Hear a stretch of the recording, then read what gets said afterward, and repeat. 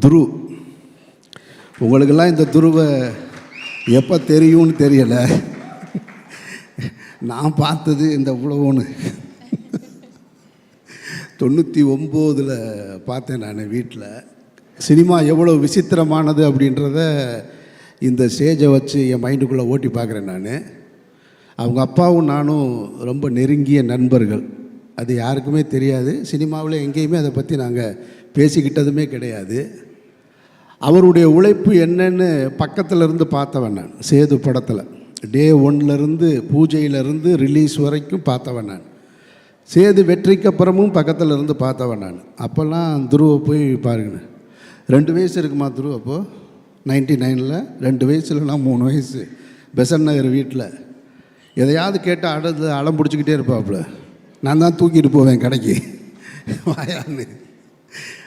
அவங்க ரொம்ப ஸ்ட்ரிக்டான அம்மா, அப்பா வந்து ரொம்ப செல்லம் அவருக்கு. அதுக்கப்புறம் துருவை எப்போ பார்த்தேன் அப்படின்னா ஒரு 10 இயர்ஸ் இருக்குன்னு நினைக்கிறேன் நான். அவங்க அப்பா விக்ரம் சார், அவங்க அம்மா, அக்கா எல்லாம் சேர்ந்து சாப்பிட போகணும், டின்னர் போகணுன்னு சொல்லிவிட்டு நானும் என் ஒய்ஃபு என் குழந்தைங்க எல்லோரும் சொல்லி போனோம். இப்போ என் பொண்ணு கேட்குது. அங்கேயும் வந்து அதே மாதிரி தான் பண்ணிக்கிட்டு இருந்தாப்புல. டேபிள்லேருந்து அங்கேருந்து அங்கே இருக்கிற ஃபுட்டு எடுத்தாப்புல, இங்கேருந்து அங்கிட்ட அது வேணுன்ற அடுத்த பிளேட்டில் என்ன இருக்கோ அதை தான் கேட்டுட்டு இருந்தேன். அப்படி தான் துரு பார்த்தேன் நான். அதுக்கு பின்னாடி யூஎஸ் போயிட்டார், படிச்சுட்டு வர்றாரு. இப்போ பார்த்தா பைசனில் ஒரு நாள் பார்க்குறேன் நான். எனக்கு சேதில் விக்ரம் எப்படி பார்த்தனோ அப்படியே இருந்து. விக்ரம் சார்கிட்ட ஒரு வெறி இருக்கும். அவர் வந்து நான் சொல்கிறத கொச்சையாக எடுத்துக்க வேணாம், நான் என் மனசில் ஃபீல் பண்ணதை சொன்னேன் நான். அந்த படம் நடந்துகிட்டு இருக்கும்போது அவர் ரொம்ப ஃபைட் பண்ணி தான் இந்த இண்டஸ்ட்ரிக்குள்ளே வந்தார். நிறைய அவமானங்கள் பட்டிருக்காரு. அதை எதையுமே உங்களுக்கெல்லாம் தெரியாது, எனக்கு தெரியும். யார் அவரை அவமானப்படுத்தியது, எப்படிலாம் படுத்தினாங்க, அவங்கெல்லாம் இன்றைக்கி என்ன பொசிஷனில் இருக்காங்கன்றதெல்லாம் எனக்கு தெரியும். அவ்வளவு சொல்லுவார் என்கிட்ட. அவரும் நானும் அதிகமாக பயணிச்சிருக்கோம். அப்போ ஷூட்டிங் ஸ்பாட்டில் ஏதாவது கேட்டுகிட்டே இருப்பார், எனக்கு சரியாக வருமா, நான் நல்லா வருவேனா, நான் நல்லா வருவேனா, நான் நல்லா வருவேனான்னு. ஏன்னா அந்த படம் எடுத்து முடித்ததுக்கு பின்னாடி கூட ரிலீஸ்க்கு பண்ண முடியலை சேது. அப்பவும் அவர் ஃபைட் பண்ணிக்கிட்டே இருக்கார். அந்த இடைப்பட்ட காலத்தில் கூட போய் டப்பிங் பண்ணிட்டு வர்றார். பிரபுதேவா சாருக்கு போய் ஒரு படத்தில் டப்பிங் பண்ணிட்டு வர்றார். இவ்வளோ பெரிய படம் பண்ணியிருக்கோம், ஆனால் அந்த படம் ரிலீஸ் ஆகலைன்னு அதை பற்றி கவலைப்படாமல் டப்பிங் பண்ணிட்டு வர்றாரு. ஒரு டெலிவிஷனுக்கு சீரியல் பண்ணணும்னு சொல்லிவிட்டு என்னையை கூப்பிட்டு உட்கார வச்சு ஒரு ஸ்கிரிப்ட் எழுதி அதை பண்ணணுமா வாங்க அப்படின்னு சொல்லிட்டு நான் அவரும் பெசன் நகரில் பீச்சில் உட்காந்து எழுதிட்டுருக்கோம். அவ்வளவு கஷ்டப்பட்டு வந்தவர். அப்போ கேட்டுகிட்டே இருப்பார். அப்போ நான் சொல்லுவேன், இங்கே பாருங்களேன், நீங்கள் வந்து ஆள் பார்க்க ரொம்ப அழகாக இருக்கீங்க, யூத்தாக இருக்கீங்க, நல்லா பெர்ஃபார்ம் பண்ணுறீங்க. இப்போது இங்கே வந்து என்னன்னு கேட்டிங்கனாக்கா, அந்த டைமில் அஜித் விஜய்னு 2 நடிகர் வந்துட்டாங்க. அவங்களுக்கு ஃபேன் ஃபாலோவிங்கு கூடிக்கிட்டே இருக்குது. நான் சொல்கிறேன், நான் கொஞ்சம் கொஞ்சமாக 2 பேருடைய படங்களுக்கும் அந்த டைமில் தான் சேது அண்டர் ப்ரொடக்ஷனில் இருக்குது. அப்போ நான் சொன்னேன் அவர்கிட்ட, அவங்க 2 பேரும் என்ன பொசிஷனில் இருப்பாங்கன்றது தெரியல. ஏன்னா ஃபேன் ஃபாலோவிங் வச்சுருக்காங்க. இதில் யார் நம்பர் 1 யார் நம்பர் 2 அதெல்லாம் எனக்கு அதை ஜட்ஜ் பண்ண முடியும். ஆனால் ஒன்று சொல்கிறேன் நான், நீங்கள் கடைசி வரைக்கும் சினிமாவில் இருப்பீங்க, அது மட்டும் எனக்கு நல்லா தெரியும். கடைசி வரைக்கும் இருப்பீங்க. நீங்கள் தான் சினிமா வேணான்னு ஒதுங்கினா தான் உண்டு, தவிர சினிமா உங்களை ஒதுக்கவே முடியாது. அப்படி ஒரு ஆக்டர் நீங்கள், அதில் எந்த டவுட்டும் கிடையாது. அவ்வளவு டெடிக்கேஷன் அப்படிலாம் பார்க்கவே முடியாது. சும்மா சினிமாவில் டெடிக்கேஷன் சொல்லுவாங்க. நான் பார்த்து வியந்ததில் வந்து விக்ரம் தான். அது ரஞ்சித்துக்கு நல்லா தெரியும், அது சொல்லவே வேணாம். தங்கலானில் பார்த்துருப்பேன். கும்பகோணத்துலேருந்து திருவிடைமருதூரில் ஷூட்டிங் நடக்கும். உடம்பு குறைக்கணும், அந்த பாண்டிமடம் போர்ஷன் பண்ணணுங்கும்போது காலையில் எந்திரிச்சு நடந்து வருவார். ஒரு ஹீரோ அந்த படத்தில் நடிக்கிறதுக்காக லொக்கேஷனுக்கு நடந்தே வருவார். அது ஒரு 15 கிலோமீட்டர் இருக்கும். காலையில் நட, திருப்பி வரும்போது நட, 15 கிலோமீட்டர். அப்படியே இப்படி ஆகிட்டாப்புல பாண்டிமடம் போர்ஷன். கிட்டத்தட்ட அவருக்கு ஒரு வெறி இருந்தது, ஏன்னா நாம் ஜெயிக்கணும்னு.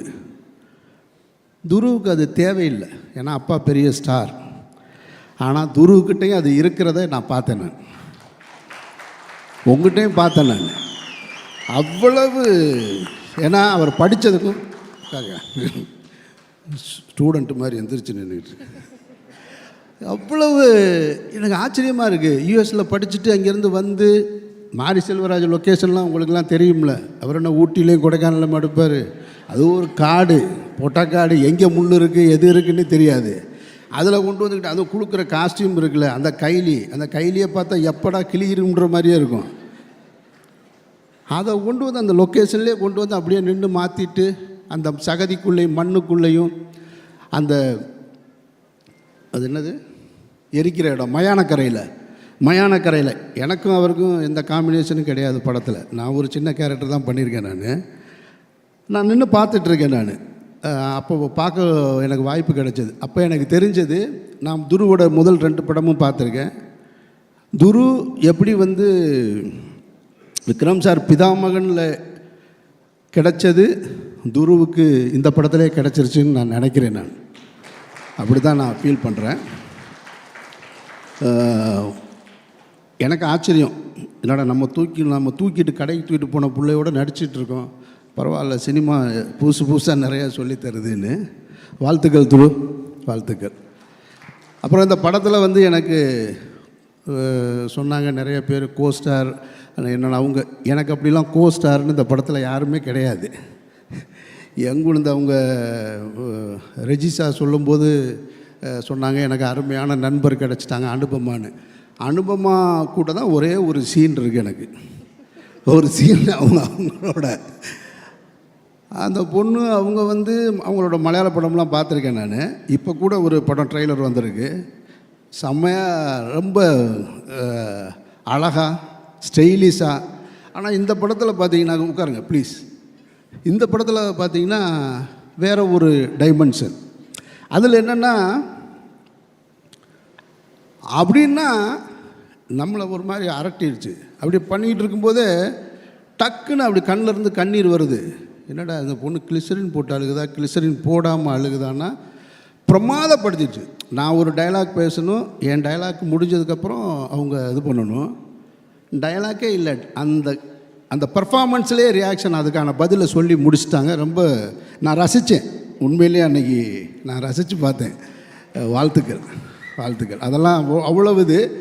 ஆனால் இவங்களெல்லாம் ஷூட்டிங் ஸ்பாட்டில் பார்க்குற வாய்ப்பு மட்டும் எனக்கு கிடைச்சது, காம்பினேஷன் கிடையாது. ஷூட்டிங் ஸ்பாட்டில் பார்த்தேன், ரெஜிஸா பார்த்தேன், பசுபதி சார் பார்த்தேன். பசுபதி சாருக்கும் எனக்கும் ஒரு உறவு இருக்குது, அது அவருக்கும் தெரியாது, நானும் சொன்னதில்லை. அது என்ன உறவுன்னா, பருத்தி வீரன் படத்தை நான் பொதுவாக என்னுடைய திரைப்படங்களுக்கான கதையை எழுதும்போது இதில் யார் நடிக்கிறா அப்படின்லாம் எழுதுகிற பழக்கம் இல்லை. அது ஒரு கேரக்டர் அப்படி தான். ஆனால் சித்தப்பு கேரக்டரை எழுதும் பொழுது சித்தப்புவை மட்டும் ஹீரோ யாருன்னு நான் முடிவு பண்ணல. சித்தப்பு கேரக்டரை எழுதும்போது மட்டும் இது பசுபதின்னு சொல்லிக்கிட்டே இருந்தேன் மைண்டில். அப்படி எழுதின கேரக்டர் தான் சித்தப்பு கேரக்டரு. அந்த டைமில் அவரை என்னால் ரீச் பண்ண முடியலை. அப்புறம் தான் அதை வந்து சரவணன் சார் வச்சு நான் எடுத்தேன். நான் ரஞ்சித்துக்கும் எனக்குமான உறவு அல்லது கருத்து மோதல், விரிசல், விவாதம் எல்லாமே மேடையில் அப்படி தான் தொடங்கினது. ஆனால் ரஞ்சித் மாரி 2 பேருமே சினிமாவுக்கு வந்ததுக்கு பின்னாடி அவங்க 2 பேரோட எனக்கு அதிக பழக்கம் இல்லை. ஒரு சில இடங்களில் பார்த்தது மட்டும்தான் இருக்குது. ஆனால் அவங்க 2 பேருடைய சினிமாவுடைய வரவை ஆராதித்து கொண்டாடினதில் நான் ஒருத்தன். அவங்க 2 பேருடைய வெற்றி வந்து அது என்னுடைய வெற்றியாக நான் பார்த்தேன். பல இடங்களில் அவங்க 2 பேருக்காக நான் விவாதம் செஞ்சுருக்கேன், சண்டை போட்டிருக்கேன். அப்படி இருக்கும்போது ரஞ்சித் ஒரு முறை என்னை அவர் படத்தில் நடிக்கிறதுக்காக கேட்டிருந்தார். அவருடைய ப்ரொடக்ஷனில் ரொம்ப முக்கியமான படம், என்னுடைய அலுவலகத்துக்கு வந்து அண்ணா நீங்கள் நடிக்கணும் அப்படின்னாரு. சரி ஓகே, என்னோடய அசிஸ்டன்ட் தான் கதை சொல்லுவான் அப்படின்னு. சரி கதை கேட்டேன், எப்படி இருக்குன்னாரு. என்னோடய ஒப்பீனியனை சொல்லிட்டேன் நான். ஆனால் அந்த படத்தில் நடிக்கலை நான். ஆக்சுவலாக தண்டகாரண்யம் அது மிஸ் ஆயிடுச்சு. அது அவங்க பேசிட்டு போன டைமுக்கும் அந்த படம் தொடங்கினதுக்கான காலகட்டம் கொஞ்சம் தள்ளி இருந்ததுனால நான் அதுக்குள்ளே என்னுடைய இறைவன் பெரியவன் ஷூட்டிங் கிளம்பிட்டதுனால பண்ண முடியலை. ஆனால் அதே ரஞ்சித்துடைய ப்ரொடக்ஷனில் மாரி செல்வராஜ் வந்து நடிக்கணும்னு என்கிட்ட கேட்குறாரு. மாரியே நான் முதல்ல பார்த்தது வந்து ஈழப்பிரச்சனையில் நானும் அண்ணன் சீமானும் கைதாகும்போது அப்போ ராமுடைய அசிஸ்டண்ட்டாக வருவார். அப்படி பார்த்த மாரி செல்வராஜ், அந்த மாரி செல்வராஜ் அதுக்கு பின்னாடி பரியேறும் பெருமாளில் பார்க்குறேன். பரியேறும் பெருமாளுடைய அந்த முதல் படத்திலேயே தன்னை யார் அப்படின்றத ரொம்ப அழுத்தம் திருத்தமாக சொன்ன ஒரு இயக்குனர். அவருக்காக ஒரு சின்ன விழா கூட எடுத்தோம். நான், இயக்குனர் பாரதி ராஜா சார், வெற்றிமாறன் எல்லாருமே சேர்ந்து. அந்த மாதிரி செல்வராஜ் வந்து இப்போ என்னை வந்து நடிக்கணும்னு கேட்குறாரு. ரஞ்சித் அண்ணன் தான் ப்ரொடியூசரு, நீங்கள் நடிக்கிறீங்களான்னு. நான் டைரக்டராக இருந்து நடிக்க வந்தாலும் எனக்கு விருப்பமான அல்லது என் மனதுக்கு நெருக்கமான ஏதாவது இருந்தால் தான் நடிக்கிறது. நடித்தே ஆகணும் அப்படின்ற எந்த கட்டாயத்திலையும் நான் இல்லை. அதனால் மாரி கேட்கும்போது எனக்கு அந்த நம்பிக்கை இருந்தது. ஏன்னா மாரி போன்ற ஒரு இயக்குனர்கள் தமிழ் சினிமாவுக்கு அவசியம்னு அடிக்கடி நான் சொல்லிக்கிட்டே இருக்கேன். நான் இருந்துக்கிட்டே இருக்கும். மாரியும் சரி, ரஞ்சித்தும் சரி, 1000 எதிர்ப்புகள் வந்தாலும் உங்கள் படைப்புகளை நீங்கள் தொடர்ந்து செஞ்சுக்கிட்டே இருக்கணும். அதுக்கு என்னை போன்றவர்கள் உறுதுணையாக இருப்போம், பக்கத்திலே இருப்போம். அது எவன் வந்தாலும் பார்க்கலாம். சண்டை செய்கிறோம், அதில் ஒன்றும் மாற்று கருத்தே கிடையாது.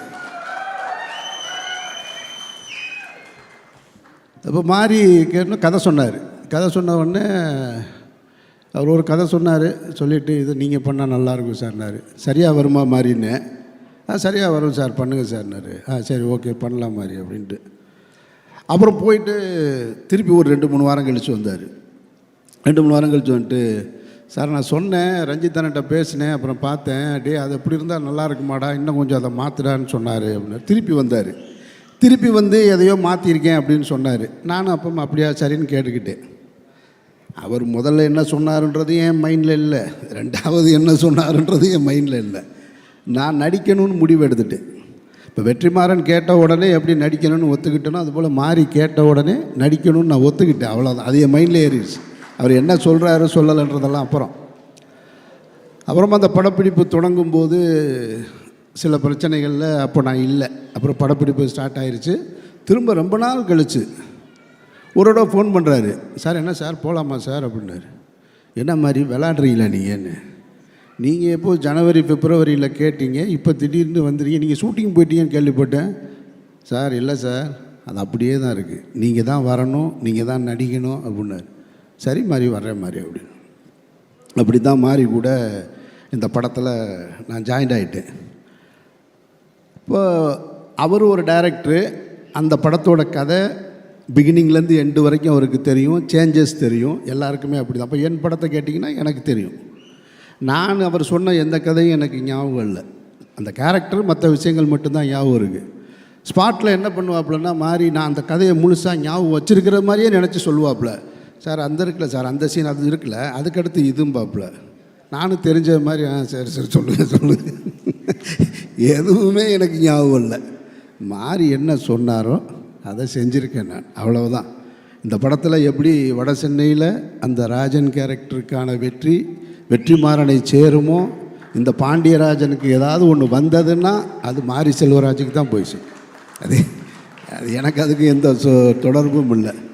மாரியும் ரஞ்சித்தும் என் மேலே வச்சிருக்கிற அன்புக்கு நான் நன்றி ரொம்ப.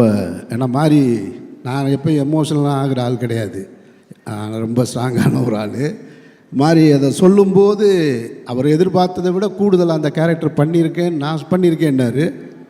அது அவர் தான் அதை வாங்கியிருக்காரு. அதனால் மாரிக்கு தான் அந்த கிரெடிட் போய் சேரணும்.